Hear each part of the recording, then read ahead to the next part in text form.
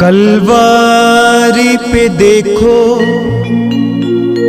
कैसा ये नजारा, परमेश्वर का बेटा लटका बेसहारा।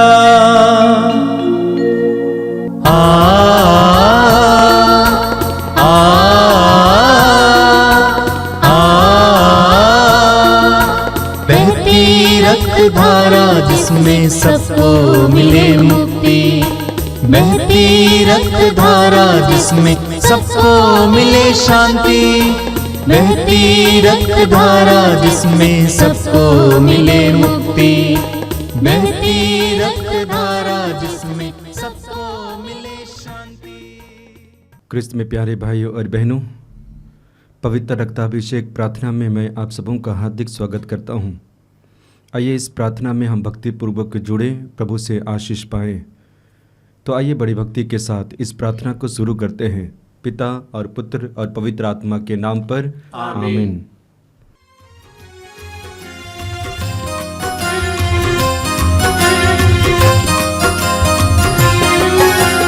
यीशु के बदन से बही जो लहू की धारा, उसमें धुले हमारे पापों के दाग सारे।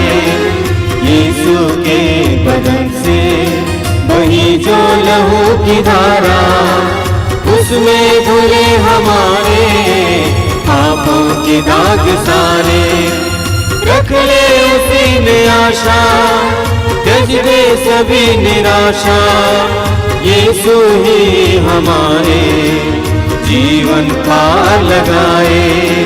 रख ले उसी में आशा, त्यज दे सभी निराशा, यीशु ही हमारे जीवन पार लगाए। यीशु के बदन से बही जो लहू की धारा, उसमें धुले हमारे पापों की दाग सारे। यीशु के बदन से बही जो लहू की धारा, उसमें धुले हमारे पापों के दाग सारे। आप मेरे पीछे दोहराइएगा। हे प्रेमी पिता, हे प्रेमी पिता, हम तुझे धन्यवाद देते हैं, हम तुझे धन्यवाद देते हैं, क्योंकि तूने हमसे इतना प्रेम किया, हमसे इतना प्रेम किया कि हमारे लिए अपने इकलौते पुत्र को अर्पित किया, जिससे जो उसमें विश्वास करे उसका सर्वनाश न हो, बल्कि अनंत जीवन प्राप्त करे। हे संसार के मुक्तिदाता, संसार के मुक्तिदाता प्रभु यीशु, हम तेरे बलिदान के लिए तुझे धन्यवाद देते हैं।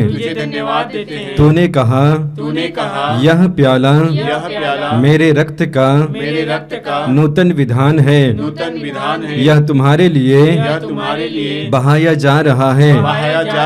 हम अंगीकार करते हैं कि हमारा उद्धार तेरे मूल्यवान रक्त की कीमत पर हुआ है। की कीमत पर हुआ है। हम पर दया कर और हमें हर बंधन से मुक्त कर। आपका अनुवाक्य होगा, हे निर्दोष मेमने हम पर दया कर। हे निर्दोष मेमने हम पर दया कर। हमारे पाप मिटाने के लिए क्रूस पर रक्त बहाने वाले, हे निर्दोष मेमने हम पर दया कर। हमारे पापों का प्रायश्चित करने क्रूस पर रक्त बहाने वाले, हे निर्दोष मेमने हम पर दया कर। हमारे शाप मिटाने के लिए क्रूस पर रक्त बहाने वाले, हे निर्दोष मेमने हम पर दया कर। हमारे पापों का कलंक मिटाने क्रूस पर रक्त बहाने वाले, हे निर्दोष मेमने हम पर दया कर। हमारे पापों की कीमत चुकाने क्रूस पर रक्त बहाने वाले, हे निर्दोष मेमने हम पर दया कर। शैतान का हर कार्य नष्ट करने क्रूस पर रक्त बहाने वाले, हे निर्दोष मेमने हम पर दया कर। हमें भरपूर जीवन देने क्रूस पर रक्त बहाने वाले, हे निर्दोष मेमने हम पर दया कर। हमारे घायल दिलों को चंगा करने क्रूस पर रक्त बहाने वाले, हे निर्दोष मेमने हम पर दया कर। रोगों से हमें चंगा करने क्रूस पर रक्त बहाने वाले, हे निर्दोष मेमने मेमने हम पर दया कर। हमें पिता से मेल कराने क्रूस पर रक्त बहाने वाले हे निर्दोष मेमने हम पर दया कर। हमें प्रेम की शिक्षा देने क्रूस पर रक्त बहाने वाले हे निर्दोष मेमने हम पर दया कर। हमारे लिए स्वर्ग का द्वार खोलने क्रूस पर रक्त बहाने वाले हे निर्दोष मेमने हम पर दया कर। हमारे बंधनों को तोड़ने के लिए क्रूस पर रक्त बहाने वाले हे निर्दोष मेमने हम पर दया कर। हमारे आंसुओं को पोंछने के लिए क्रूस पर रक्त बहाने वाले हे निर्दोष मेमने हम पर दया कर। हमें धर्मी बनाने के लिए क्रूस पर रक्त बहाने वाले हे निर्दोष मेमने हम पर दया कर। हमें पवित्र करने के लिए क्रूस पर रक्त बहाने वाले हे निर्दोष मेमने हम पर दया कर। हमें सशक्त करने के लिए क्रूस पर रक्त बहाने वाले हे निर्दोष मेमने हम पर दया कर। हमें स्वतंत्र करने के लिए क्रूस पर रक्त बहाने वाले हे निर्दोष मेमने हम पर दया कर। हे ईश्वर के मेमने जो संसार के पाप हर लेता है, प्रभु हमें क्षमा कर। हे ईश्वर के मेमने जो संसार के पाप हर लेता है, प्रभु हमारी सुन। हे ईश्वर के मेमने जो संसार के पाप हर लेता है, हम पर दया कर। हम प्रार्थना करें। हे ईश्वर, तूने चाहा कि यीशु अपना रक्त बहाकर हमारे पापों का प्रायश्चित करें और हम विश्वास द्वारा उसका फल प्राप्त करें। हम तुझसे प्रार्थना करते हैं कि उनके पवित्र रक्त की योग्यता से इस संसार पर दया कर और हमें हर बंधन से छुड़ा दे। हम यह प्रार्थना करते हैं उन्हीं हमारे प्रभु क्रिस्त के द्वारा, आमीन। आइए हम बड़ी भक्ति के साथ यीशु मसीह के द्वारा सिखाई गई उस सुंदर प्रार्थना को एक साथ बोले। हे हमारे पिता जो स्वर्ग में है, तेरा नाम पवित्र माना जाए, तेरा राज्य आवे, तेरी इच्छा जैसे स्वर्ग में है वैसे इस पृथ्वी पर भी पूरी हो। हमारा प्रतिदिन का आहार आज हमें दे और हमारे अपराध हमें क्षमा कर जैसे हम भी अपने अपराधियों को क्षमा करते हैं, और हमें परीक्षा में ना डाल परंतु बुराई से बचा। आमीन।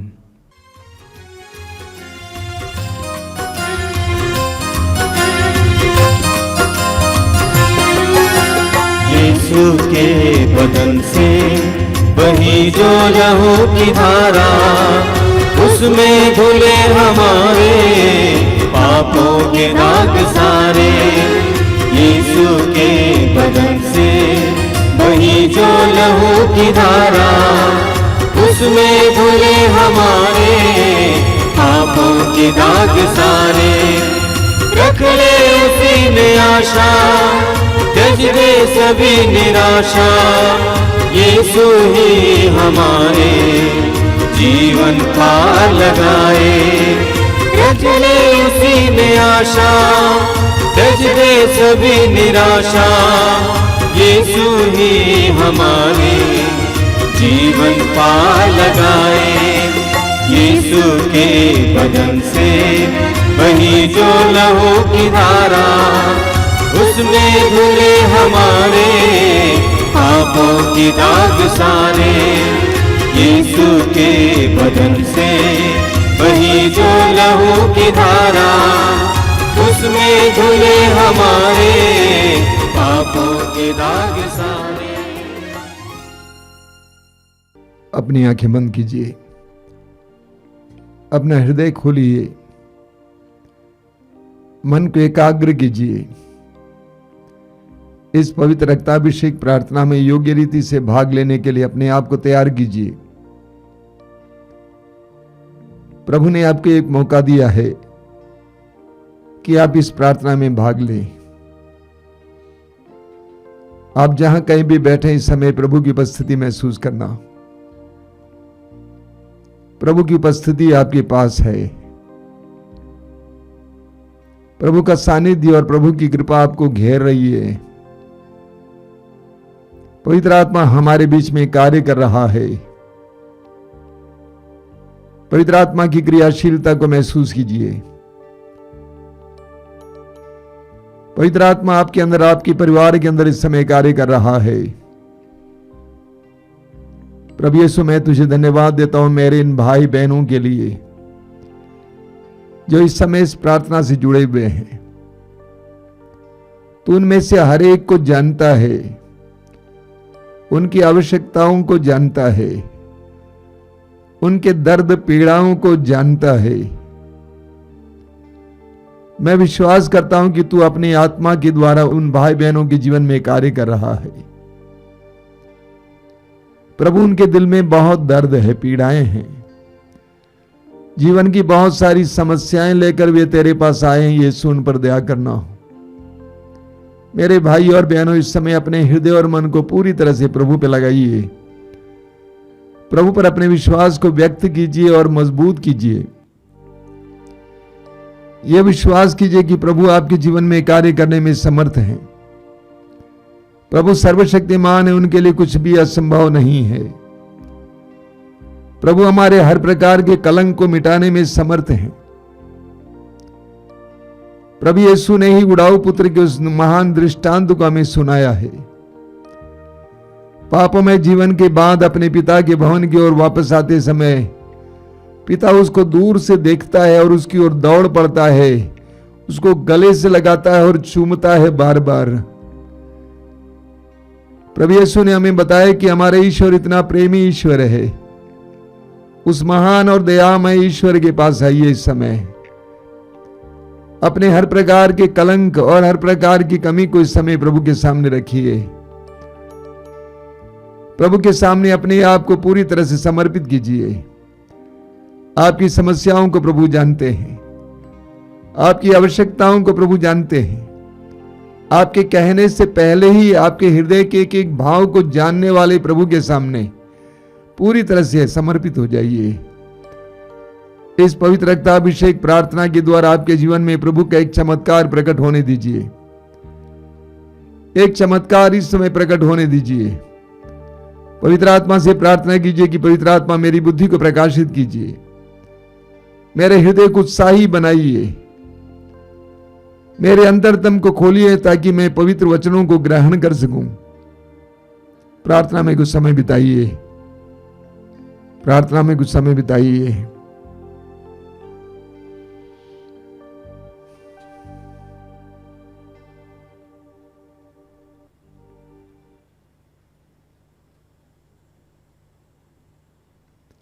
अपनी आंखें खोलें। मेरे प्रिय भाई और बहनों, हम प्रभु को धन्यवाद देंगे प्रभु के सारे अनुग्रहों के लिए, सारी आशीषों के लिए। मैं प्रभु को धन्यवाद देता हूं कि हजारों की संख्या में भाई बहन इन आध्यात्मिक कार्यक्रमों से जुड़े हुए हैं और उनके जरिए उनके जीवन में एक आध्यात्मिकता आई है। मैं जानता हूं कि कई परिवार जहां पर 10-20 मिनट भी प्रार्थना नहीं होती थी, अब 1-1, 2-2 घंटे प्रार्थना में बिता रहे हैं। मैं प्रभु को धन्यवाद देता हूं कोरोना काल से जो इस तरह के आध्यात्मिक कार्यक्रम शुरू हुए, उसके जरिए बहुत सारे विश्वासी और मसीही भाई बहनों के जीवन में आध्यात्मिकता आई है। और मेरा विश्वास है कि आपके जीवन में भी प्रभु बहुत सारी आशीषें दे रहे हैं।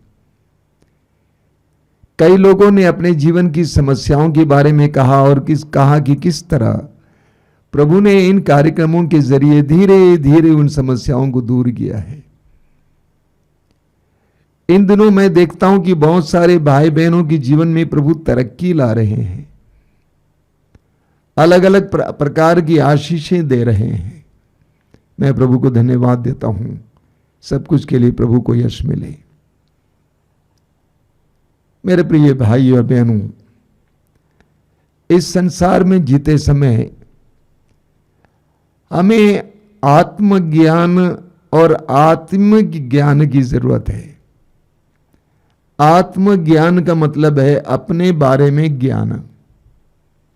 आत्मिक ज्ञान का मतलब है आध्यात्मिक बातों के बारे में ज्ञान होना। हम इस्यास नबी के ग्रंथ के अध्याय 1 उसके वाक्य 5 और 6 में पढ़ते हैं। प्रभु कहते हैं, तुम कब तक विद्रोह करते रहोगे? तुम्हारा सिर घायल है, तुम्हारा हृदय मूर्छित है और तुम्हारा शरीर पांव से लेकर सिर तक चोटों से भरा हुआ है। प्रभु कहते हैं, तुम्हारे विद्रोह के कारण तुम्हारा सिर, तुम्हारा हृदय और तुम्हारा संपूर्ण शरीर चोटों से भरा है, रोगों से भरा हुआ है। कई लोगों के अंदर आत्मिक जीवन के बारे में ज्ञान की कमी है, इसलिए वे अपने जीवन में अलग अलग चीजों को अलग अलग करके देखने का प्रयास करते हैं। रोग, पाप सब अलग अलग अलग, ये सब अलग नहीं है, ये सब एक ही व्यक्ति में हो रहा है, एक ही व्यक्ति में हो रहा है। हमारे विचार भले हों या बुरे, हमारे विकार भले हों या बुरे, हमारे व्यवहार, हमारे अंदर जो अश्लीलता है, वासना है, हमारे अंदर जो पवित्रता है, हमारे शरीर में जो रोग है, ये सब एक ही व्यक्ति के अंदर है। इस सत्य को जानना बहुत बहुत आवश्यक है। एक ही व्यक्ति के अंदर है। हम प्रवक्ता ग्रंथ के अध्याय 19 उसके वाक्य 4 में पढ़ते हैं। प्रवक्ता ग्रंथ अध्याय 19 वाक्य 4, वहां प्रभु का वचन कहता है, जो पाप करता है वो अपने आप को हानि पहुंचाता है। जो पाप करता है वो अपने आप को हानि पहुंचाता है। अपराध भी एक ही व्यक्ति कर रहा है, व्यभिचार एक ही व्यक्ति कर रहा है, चोरी एक ही व्यक्ति कर रहा है, उसका परिणाम भी एक ही व्यक्ति भोग रहा है। सब कुछ हमारे अंदर हो रहा है। प्रवक्ता ग्रंथ के अध्याय 21 उसके वाक्य 4 में लिखा हुआ है, हर प्रत्येक अपराध दुधारी तलवार जैसा है। प्रत्येक अपराध दुधारी तलवार जैसा है और उसके घाव का कोई इलाज नहीं है। हर अपराध के द्वारा हम अपने आप को ही चोट पहुंचाते हैं। दूसरों को चोट लगती है ही, लेकिन उसके साथ साथ हम अपने आप को ही चोट पहुंचाते हैं। कुछ दिन पहले एक युवती मेरे सामने लाई गई थी। वो बहुत गंभीर रूप से बीमार थी। 21-22 साल की युवती पढ़ाई कर रही थी और उसकी मां उसके रोग के बारे में बोलती जा रही थी। मैंने कहा नहीं, मैं उससे बात करना चाहता हूं, क्योंकि मुझे बहुत स्पष्ट प्रेरणा मिल रही थी कि ये युवती, इसका जीवन सही नहीं है, इसके रिश्ते सही नहीं है। हम सिर्फ रोग के बारे में वर्णन करते हैं, लेकिन हम भूल जाते हैं कि उस व्यक्ति के जीवन के बारे में, उसका जीवन कैसा है। लूकास के समाचार के अध्याय 5 में हम पढ़ते हैं कि प्रभु यीशु के सामने एक अर्धांग रोगी को लाया गया था, इसलिए कि उनके चारों ओर भीड़ लगी हुई थी। लोगों ने ऊपर के छत को खोला और एक खाट के सहारे उसको यीशु के सामने लिटा दिया। लोगों के विश्वास को देखकर सुसमाचार कहता है, प्रभु यीशु ने उस भाई से कहा, बेटा तुम्हारे पाप क्षमा हो गए हैं। उसके बाद उसको शारीरिक चंगाई भी देते हैं, लेकिन पहले आध्यात्मिक चंगाई देते हैं। एक ही व्यक्ति है जो पाप करता है, एक ही व्यक्ति है जो उसका परिणाम भी भोग रहा है। प्रभु को मालूम था कि ये इसलिए अर्धांग रोगी है क्योंकि उसके अंदर बहुत ज्यादा पाप है, इसीलिए उस पाप को हटाना जरूरी था, तभी वो पूरी तरह से चंगा होता। ठीक इसी तरह यूहन्ना के सुसमाचार के अध्याय 5 में पढ़ते हैं कि प्रभु यीशु यरूशलेम मंदिर के पास एक कुंड था जिसका नाम था बेतसदा। उस कुंड के चारों ओर बहुत सारे रोगी पड़े हुए थे। यीशु उन पर उनका विश्वास था कि कभी न कभी एक स्वर्गदूत उस पानी में उतरता है और उस पानी को हिलोर देता है। उस समय जो भी रोगी उसमें लाया जाता था, उस पानी में उतरता था, वो चंगा हो जाता था। ये लोगों का विश्वास था।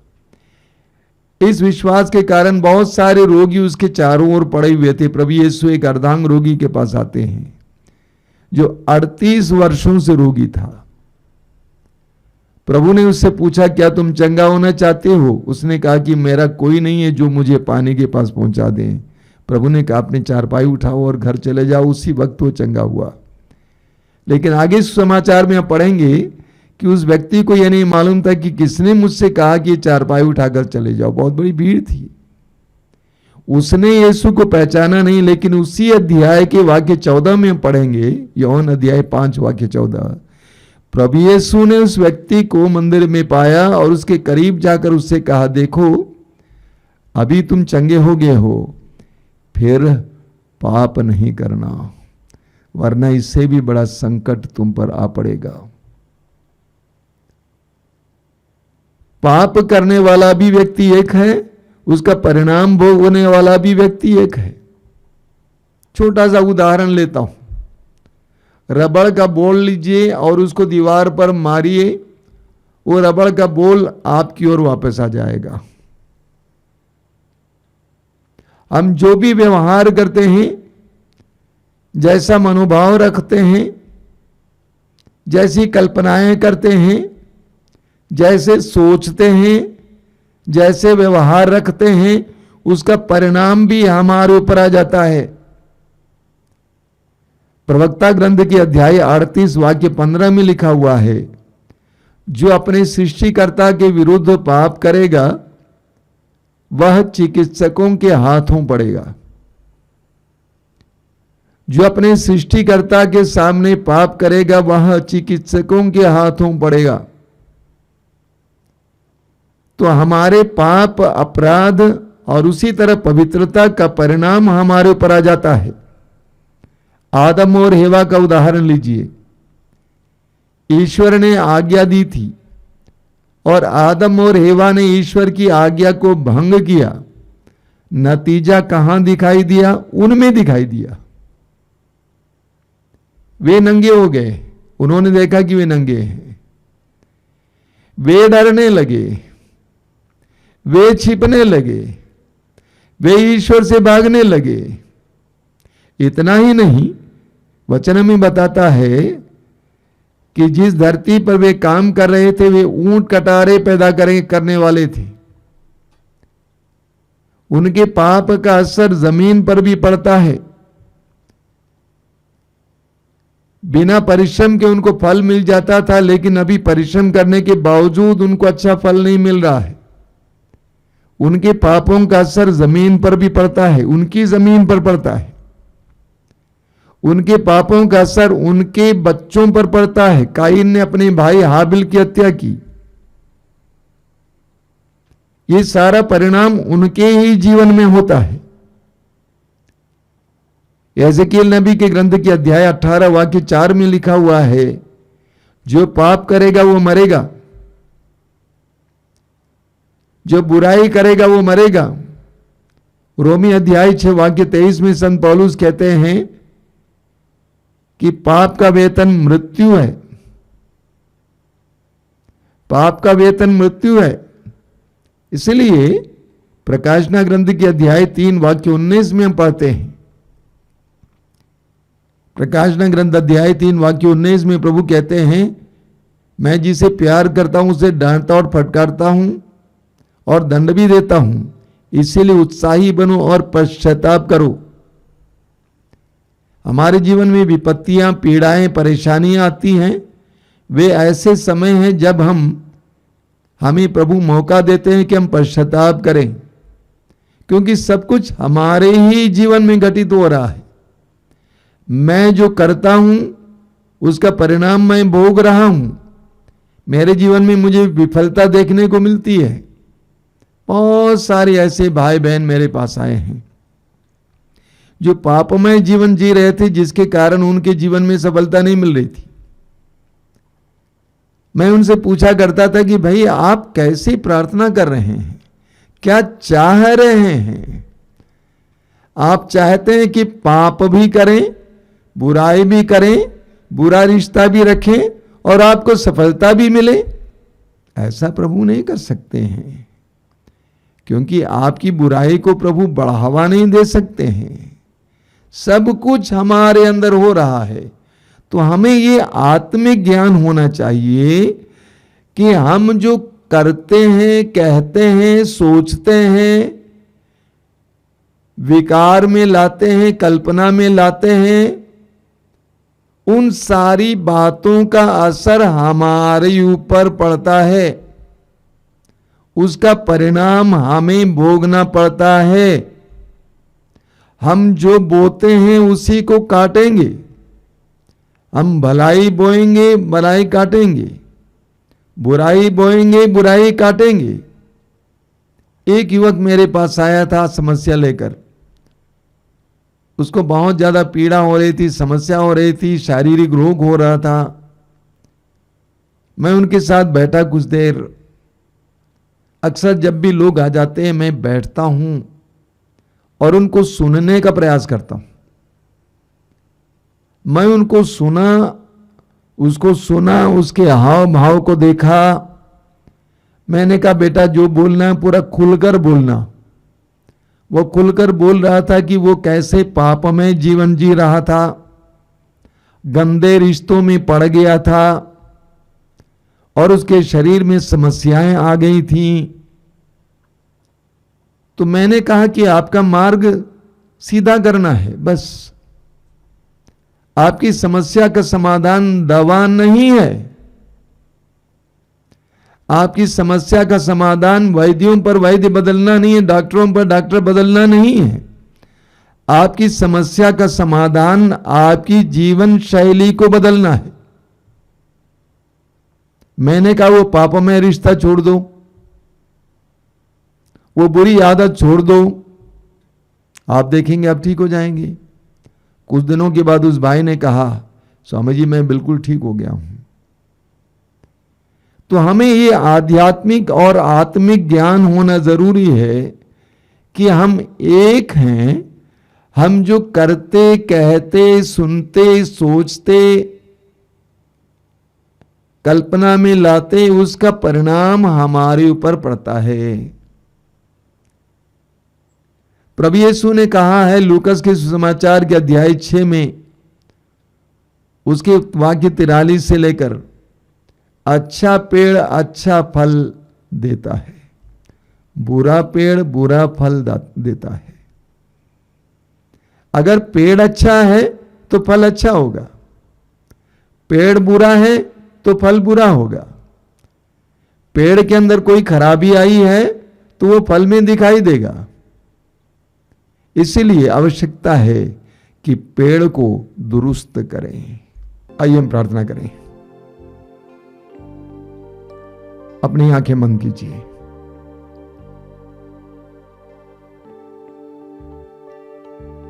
प्रभु से प्रार्थना कीजिए समय, प्रभु मुझे आत्मिक ज्ञान दीजिए, आत्मज्ञान दीजिए। प्रभु मुझे इस बात का ज्ञान दीजिए कि मेरे एक एक बात, एक एक व्यवहार, एक एक कार्य, एक एक सोच, एक एक विकार, हर बात का असर मुझ पर पड़ता है। मैं करने वाला भी हूं, मैं भोगने वाला भी हूं। मुझे ऐसा ज्ञान दीजिए। मैं इस समय स्वीकार करता हूं कि मेरे जीवन में बहुत सारी कमियां हुई हैं। मैं बहुत गंदगी में अपना समय बिताया हूं। मेरे मन में कई ऐसी बातें आती हैं जो अच्छी नहीं हैं और मैंने उसको बढ़ावा दिया है।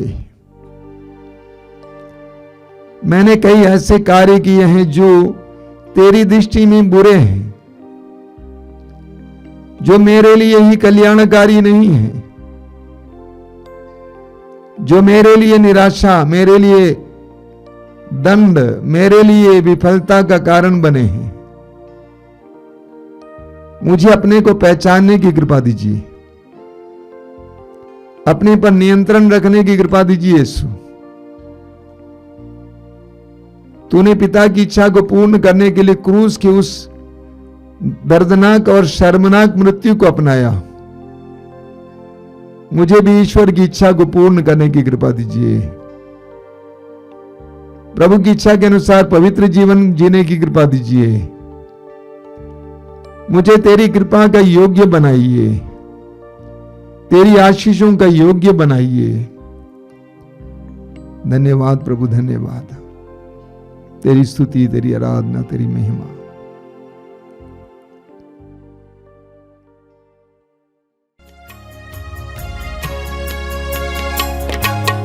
आराधना हो, आराधना हो, आराधना यीशु की।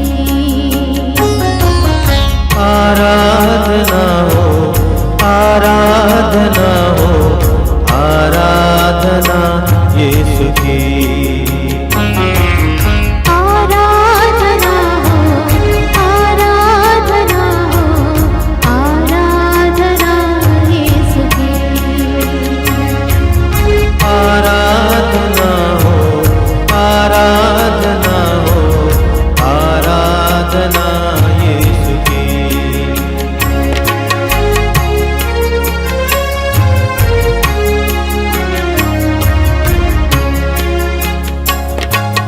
जीवन की ज्योति तू है, पग पग में ज्योति दिखा।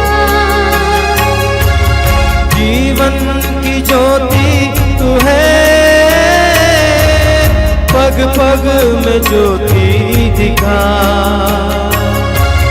जीवन की ज्योति तू है, पग पग में ज्योति दिखा। जीवन की ज्योति तू है, पग पग में ज्योति दिखा। आराधना हो, आराधना हो, आराधना यीशु की। आराधना हो, आराधना हो, आराधना यीशु की। जीवन की रोटी तू है, आत्मा की भूख मिटा। जीवन की रोटी तू है, आत्मा की भूख मिटा। जीवन की रोटी तू है, आत्मा की भूख मिटा। जीवन की रोटी तू है, आत्मा की भूख मिटा। आराधना हो, आराधना हो, आराधना यीशु की। आराधना हो, आराधना हो, आराधना यीशु की। जीवन का झरना तू है, तुझ में बहा दे कृपा। जीवन का झरना तू है,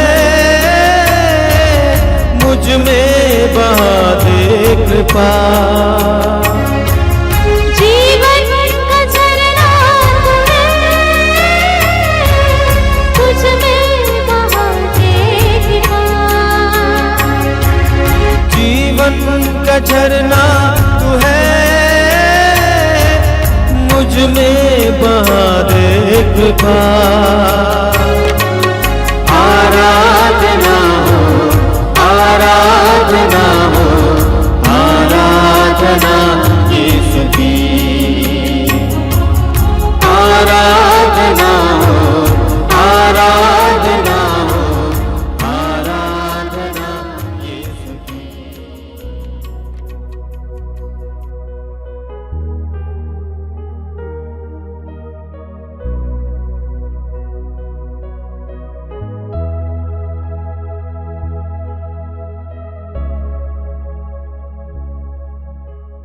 पवित्र वेदी पर विराजमान प्रभु की हम आराधना करें। हमारे हृदयों में विराजमान यीशु की हम आराधना करें। हमारे बीच निवास करने वाले प्रभु की हम आराधना करें। आप जहां कहीं भी समय बैठे हुए हैं, आंखें बंद रखिए, हृदय खोलिए। प्रभु की कृपा के लिए अपने हृदय को खोलिए। विश्वास और भरोसे को और बढ़ाइए। ये विश्वास कीजिए कि आप प्रभु के सानिध्य में बैठे हुए हैं। सुसमाचारों में हम पढ़ते हैं कि विश्वास का बहुत बड़ा महत्व होता है। जहां लोगों ने विश्वास व्यक्त किया, वहां पर प्रभु ने उसके जवाब में चमत्कार और चिन्ह प्रकट किया। इब्रानियों के पत्र के अध्याय 11 वाक्य 6 में संत पौलुस कहते हैं, विश्वास के अभाव में कोई भी ईश्वर का कृपा पात्र नहीं बन सकता है। विश्वास के अभाव में कोई भी ईश्वर का कृपा पात्र नहीं बन सकता है। अपने विश्वास को बढ़ाइए, भरोसे को बढ़ाइए। ये आराधना का समय हमारे लिए कृपा का समय है। प्रभु की आशीष आप पर बरस रही है। प्रभु यीशु, धन्यवाद देता हूं इस सुंदर समय के लिए। मैं जानता हूं कि जितने भाई बहन इस समय इस आराधना में भाग ले रहे हैं, उनके जीवन में तेरी आशीषें बरस रही हैं। तेरा सामर्थ्य बह रहा है, तेरी शक्ति बह रही है। लूकास अध्याय 6 वाक्य 19 में हम पढ़ते हैं, लोग यीशु को स्पर्श करने का प्रयत्न करते थे क्योंकि उनके शरीर से शक्ति बह रही थी और सब रोगियों को चंगा कर रही थी। यीशु के दिव्य शरीर से इस समय शक्ति बह रही है, आपको स्पर्श कर रही है। इस समय प्रभु के साथ संयुक्त हो जाइए। प्रभु यीशु ने कहा है, मैं दाखलता हूं और तुम डालियां हूं। जो मुझ में रहता है और मैं जिसमें रहता हूं वही बहुत फलता है, क्योंकि मुझसे अलग रहकर तुम कुछ भी नहीं कर सकते। प्रभु से जुड़िए इस समय, आशीर्वाद बहने दीजिए, अनुग्रह बहने दीजिए आपकी और आपके परिवार की ओर। हृदय खोलिए, मन खोलिए। प्रभु का वचन कहता है, अपना मुंह पूरा पूरा खोलो, मैं भर दूंगा। आत्मा का मुंह खोलिए, हृदय का मुंह खोलिए, मन का मुंह खोलिए, प्रभु को भरने दीजिए। आइए प्रभु इस समय हमारे जीवन में आ जाइए, हमारे परिवारों में आ जाइए, हमारी परिस्थितियों में आ जाइए। प्रभु यीशु समय हम टूटे हुए हैं, बिखरे हुए हैं, भ्रमित हैं, अंधकार के वश में हैं, शैतान के वश में हैं। हमें आजाद करने आ जाइए। पाप के द्वारा हमारे जीवन में जो चोटें लग गई हैं, जो घाव लगा है, उसको सुखाने के लिए अपने प्यार को हमारी ओर बढ़ाइए। आइए प्रभु यीशु, आइए हमारे जीवन में आइए। मेरे प्रिय भाई और बहनों, अपनी आत्मा को समय प्रभु के लिए खोलिए। पवित्र आत्मा को आपके जीवन में कार्य करने दीजिए। आपके हर प्रकार के कलंक को मिटाने के लिए, आपके दागों को मिटाने के लिए पवित्र आत्मा इस समय आपके अंदर क्रियाशील है। कार्य करने दीजिए, कार्य करने दीजिए। प्रभु की आराधना और स्तुति कीजिए। सभी स्वर्गदूतों संतों के साथ स्तुति और आराधना कीजिए। पवित्र आत्मा को आप में कार्य करने देते रहिए। अपने आप को पूरी तरह से प्रभु के सामने खोलिए। मेरे पीछे दोहराइए, हालेलुया, हालेलुया, मुकुल कर हालेलुया, हालेलुया, हालेलुया, हालेलुया, हालेलुया, हालेलुया, हालेलुया। हालेलुया। यीशु की स्तुति हो, यीशु की स्तुति हो, यीशु को धन्यवाद, यीशु को धन्यवाद, यीशु की आराधना हो, यीशु की आराधना हो, यीशु की महिमा हो। यीशु की महिमा हो। हालेलुया, हालेलुया, हालेलुया, हालेलुया, हालेलुया, हालेलुया, हालेलुया, हालेलुया,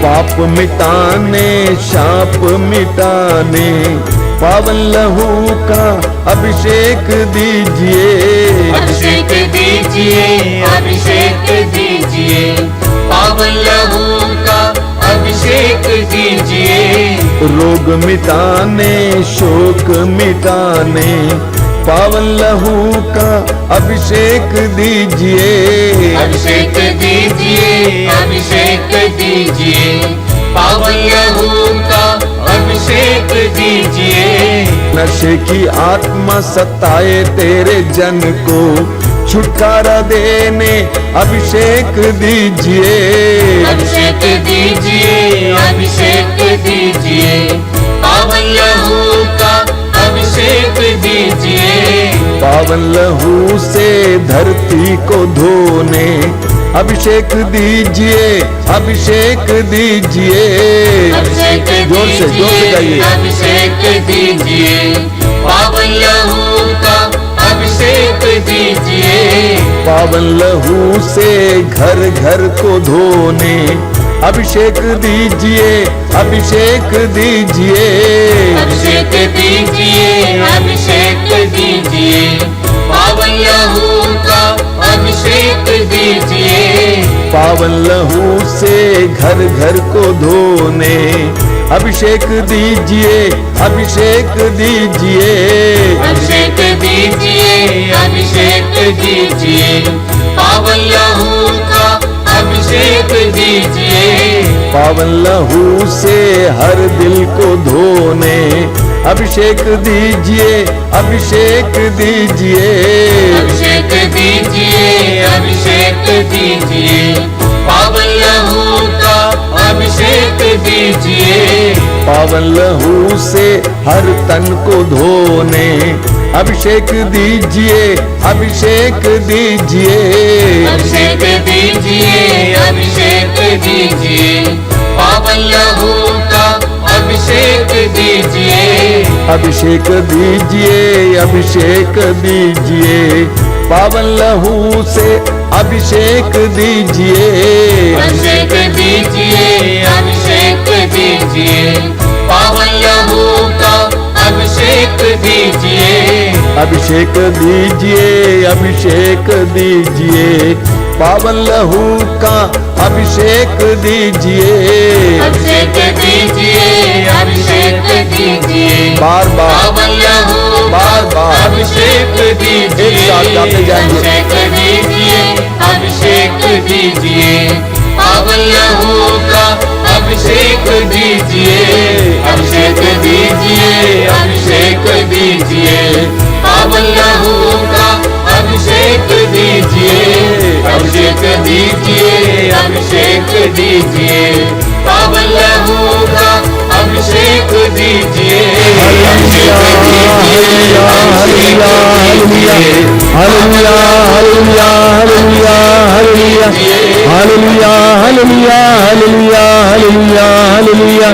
धन्यवाद धन्यवाद धन्यवाद धन्यवाद धन्यवाद। हालेलुया हालेलुया हालेलुया हालेलुया हालेलुया हालेलुया हालेलुया हालेलुया हालेलुया हालेलुया हालेलुया हालेलुया हालेलुया। मौन होकर पवित्र रक्त के अभिषेक अनुभव कीजिए। प्रभु यीशु तेरे पवित्र रक्त, तेरे मूल्यवान रक्त, उस पवित्र रक्त के द्वारा इस समय हर एक भाई बहन को स्पर्श करना, हर एक के घर को शुद्ध करना, घर के कोने कोने को शुद्ध करना यीशु। हर एक के परिवार के सदस्यों को शुद्ध करना यीशु। तेरे पवित्र शक्ति रक्त में शक्ति हम जानते हैं। संत पेतरुस कहते हैं आप लोगों का उद्धार सोने चांदी जैसे नश्वर वस्तुओं की कीमत पर नहीं हुआ है, बल्कि एक निर्दोष तथा निष्कलंक मेमने अर्थात मसीह के मूल्यवान रक्त की कीमत पर हुआ है। तेरे पवित्र रक्त के विशेष शक्ति और योग्यता के द्वारा इस पवित्र कार्यक्रम में भाग ले रहे कि भाई बहन को शुद्ध और पवित्र करना, हर प्रकार के पाप के कलंक से छुड़ाना, छुटकारा देना, हर तरह के दाग को मिटाकर उन्हें आजाद करना। यीशु, तेरी स्तुति, तेरी आराधना, तेरी महिमा।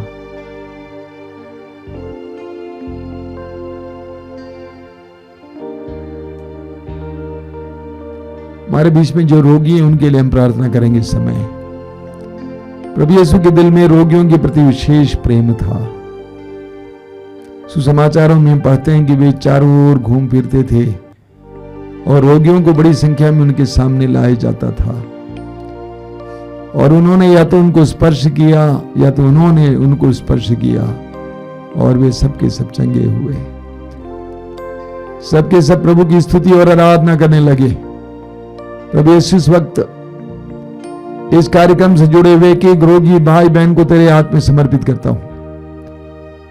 उनका रोग कितना ही गंभीर क्यों ना हो, फेफड़े का रोग, किडनी का रोग, दिल का रोग, आंख से संबंधित रोग, एड्स, कोरोना, चिकनगुनिया, आजकल बहुत ज्यादा डेंगू चल रहा है, डेंगू, टाइफाइड और अन्य प्रकार के हर बुखार और हर तरह के रोग से पीड़ित भाई बहनों को इसी वक्त तेरे पवित्र और सामर्थ्यवान नाम पर, तेरे शक्तिशाली नाम पर चंगाई मिले।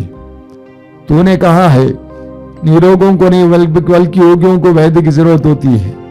मैं धर्मियों के लिए नहीं बल्कि पापियों के लिए आया हूं।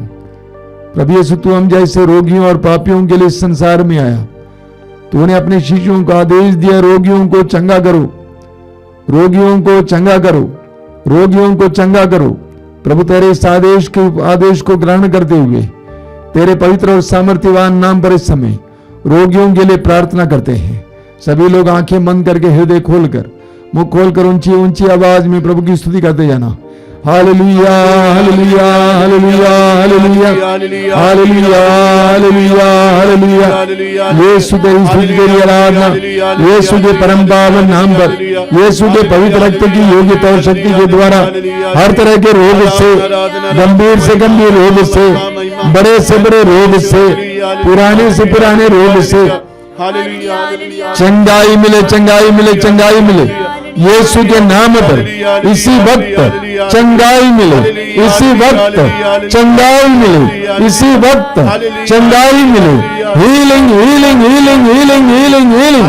हालेलुया, हालेलुया, हालेलुया, हालेलुया, हालेलुया, हालेलुया, हालेलुया, हालेलुया, हालेलुया, हालेलुया, हालेलुया।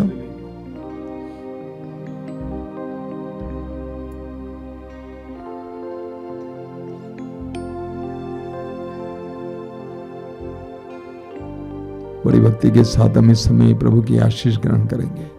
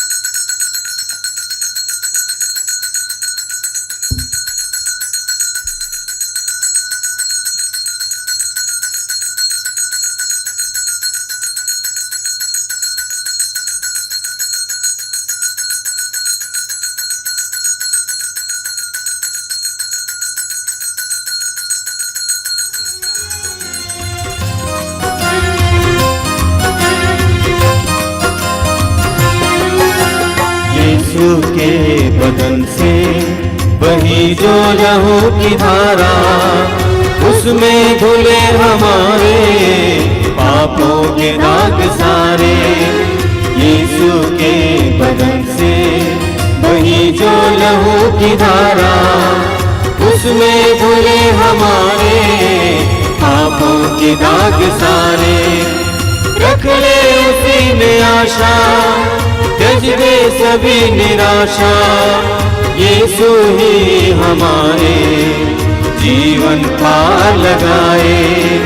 रख ले उसी में आशा, त्यज दे सभी निराशा, यीशु ही हमारे जीवन पार लगाए। यीशु के बदन से बही जो लहू की धारा, उसमें धुले हमारे पापों की दाग सारे। यीशु के बदन से बही जो लहू की धारा, उसमें धुले हमारे पापों के दाग सारे।